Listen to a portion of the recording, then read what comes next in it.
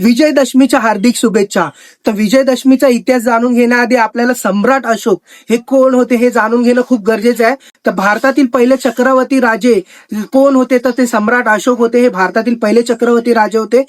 सम्राट या शब्दाचा अर्थ म्हणजे काय, ज्या राजाचा घोड्याचा रथ चारी दिशामध्ये कोणी अडवू शकत नव्हता त्याला सम्राट असं म्हणत होते. म्हणून सम्राट अशोक हे खूप मोठे राजे होते आणि त्यांनी अनेक युद्ध लढले आणि त्या युद्धामध्ये त्यांनी विजयच प्राप्त केला. तर कलिंगाचं युद्ध झालं होतं, हे खूप मोठं युद्ध चालू होतं. 9 दिवस खूप जीवितहानी झाल्या, खूप लोकांचे घर उद्ध्वस्त झाले आणि ह्याच्यामध्ये खूप वित्तीय हानी झालेले होते. हे सगळं पाहून, ही अहिंसा पाहून सम्राट अशोकांनी विजयदशमी ह्या दिवशी बुद्ध धर्माचा स्वीकार केला आणि त्याच बुद्ध धर्माचा त्यांनी विचार भारतामध्ये आणि भारताच्या बाहेर पसरवण्यासाठी आपल्या मुलाला आणि मुलीला पाठवले.